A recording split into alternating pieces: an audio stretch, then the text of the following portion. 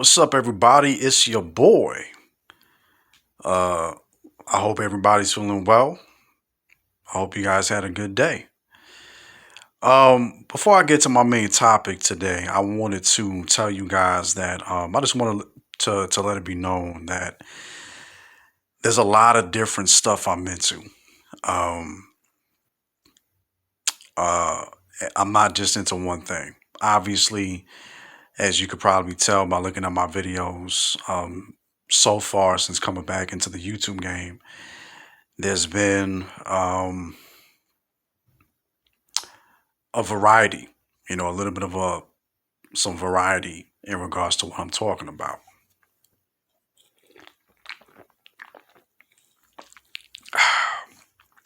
But I just wanted to put that out there. Um, for this video, I wanted to talk about this video is for the horror people, the horror aficionados. Um,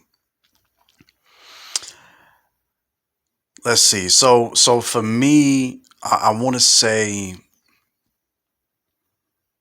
somewhere between 2000, I think 2005 to like 2012, something like that. From about 2005 to 2012, I was a big horror guy. Um, it started with the Elm Street series, Nightmare on Elm Street, and then I migrated.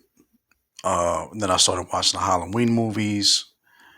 That whole series, the Friday the 13th series, a little bit of the Texas Chainsaw stuff. But to me, the three primary, the three primary horror franchises, in my opinion, are the Nightmare on Elm Street series, the Halloween series, and Friday the 13th. Um, Again, I was into those movies very hardcore within that period of time, and at a certain point, well, before I get to the next bit of the video, what got me into horror, it was around, I want to say, maybe my second or third year of high school, maybe my fourth year, something like that. And I remember just coming from school and going to my Blockbuster at the time, at my the nearest Blockbuster. So I went there and I said, you know what? Let me rent a horror flick. And the movie I rented was the first Nightmare on Elm Street. Nightmare on Elm Street. And I was familiar with Freddy. I saw the movies as a kid, but it had been years. It had been a very long time since I've seen that first movie, since I've seen any of the movies. And so I rented it from Blockbuster, went home, popped it in, and I mean, I was blown away at how terrifying that movie was. Again, it had been a long time since I seen it, so it wasn't fresh in my mind. So popping it in, watching it, it was it was a ride. And I remember that first scene where Freddy pops up in that dream where he's gonna kill Tina, um, who you think is supposed to be the main character, but later on it turns out to be Nancy Thompson. Uh, he has his arm stretched out, and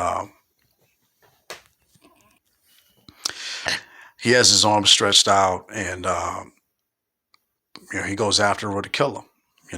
The makeup was terrifying. Robert Englund's performance was terrifying, and the first Elm Street is a classic. The first Nightmare on Elm Street is a classic. There's no way around it. Um, it's a series that I highly recommend. Uh, you can rent the movies on YouTube. Most of the movies are on HBO Max, except Part 4, which I'm going to get to in a bit. Um, However, you can see the movies. Just watch the movies, man. If it's been a while since you've seen them, you know, try to track them down and peep those movies. There's going to be, some sequels are better than others, but again, I'm going to get to that in a bit. Um, you know, Wes Craven, um, the late great Wes Craven. He was a mastermind. I have tremendous respect for that man for what he did for the horror genre with that first Elm Street flick, and he's always going to be remembered. You know what I'm saying? He's always going to be remembered. What him and his team were able to pull off with that picture back in 1984 was crazy. It was top notch. And for you guys, that have peeped this series, I think most of you would agree that the best movies of the series are there's a couple of different camps to the Elm Street series. Well, before I continue, I just wanted to say that also I kind of jumped off. I kind of jumped off the other franchises. I'm not really into the Friday the 13th stuff anymore. Jason's cool, but they just don't quite do it for me anymore. Halloween is okay. Halloween is good. But when it comes to, a horror character, I want my character to have a little bit of personality. And that's where Freddy comes in. So going back to what I was saying before, the Nightmare series, it has its ups, it has its downs. There's one camp of the fan base that would say the first four movies are the best in the franchise. Then you have others like me who say in that series there's an inner trilogy of movies, and that trilogy would be Nightmare 1, Nightmare 3, and Nightmare 4. To me, those are the quintessential installments in the series. Also, I would say Wes Craven's New Nightmare, also known as Part 7.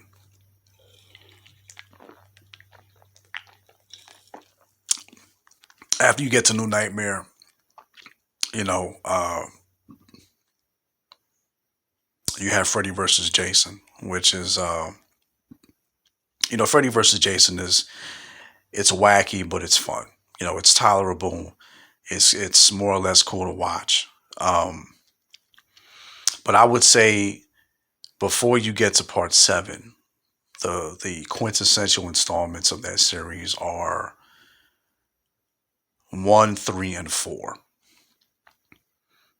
And to me, Part 4, okay, A Nightmare on Elm Street Part 4 and The Dream Master. To me, that was as far as the series could go. Uh, that version, first of all, the movie was directed by Rennie Harlan, who, in my opinion, he knew what he was doing. Um, he's said it a couple of times in different interviews that by that point in the series, everybody knew who Freddy was, and that he needed to be the cool character. He needed to be a little bit of an anti-hero. His version of Freddy also has some swag to him. He has some swag, and to me, that's the best version of Freddy. The Freddy that was depicted by Robert Englund, as portrayed by Robert Englund in that film, and the way he gets killed. I'm not going to say too much in case there's some of you guys that are watching this. You might feel compelled to peep those movies for the first time. So I'm not going to tell you, really anything about the series at all. But for the people that have watched those movies over the years and have been fans since day one, you know what I'm talking about. You know that his death in Part 4, to me and many other fans, is the best death in the whole series. But really, that was that was as far as the series can go. So right after Nightmare 4, you had, Nightmare 5, The Dream Child. And there's cool qualities with that movie, but the production was rushed. Robert Englund in an interview or two has said the production of that movie was rushed. The concept was off. I don't really have a problem with the concept per se. It was just the execution.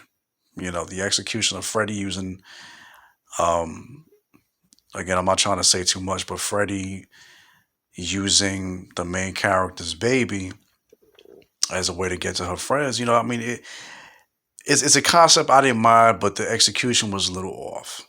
And there's gothic themes, there's a gothic tone to that movie, and it has good qualities. But by the time you get to Nightmare 5, the momentum from the series was gone. It was just sapped. And then, you get to Freddy's Dead, the final nightmare, and I mean, forget about it. The movie's crap. I like it though. It has a certain charm to it. Yeah, the movie has a certain charm to it, but it's just Freddy's Dead is abysmal. Freddy's Dead is abysmal.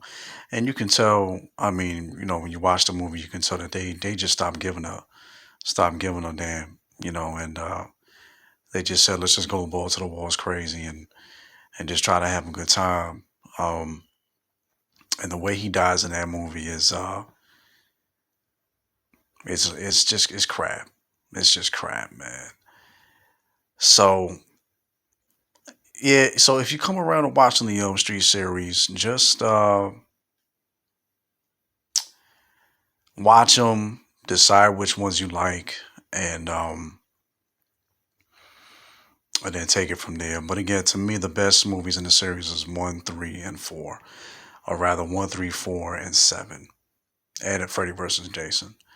The weak movies in that series are parts two, five, and six. Those are especially two. Nightmare Two, Freddy's Revenge. There's good qualities in that one, but there's also a lot of things that's off about it. One of which is no disrespect to the actor in the film, Mark Patton. You know, that's I think that's his name. No disrespect to him, but I mean, he did a good job in the role. But the script was the script. The script. If you come around to watch a Nightmare Two, the script for that particular entry has Freddy doing some crazy, questionable shit that they kind of rectify and go away from in Nightmare Three. Um, let's just say that in Nightmare Two, they want to they wanted to try something different. The script writer for Nightmare Two, he felt that it was a good idea to have Freddy use Jesse as an avatar to bring him into the real world, and I don't know. I mean, then again, he's brought into the real world in part six and whatnot, but I don't know. It's just so yeah. Just if you come around to doing this, watch the Nightmare on Elm Street series. If you want to migrate a little bit and watch the Jason movies, that's cool. If Michael Myers, that's cool. The Chucky was You know, for me it's Freddy. For me it's Freddy. I bought the box set for the Nightmare series all the way back, I think, in somewhere in the early 2000s, and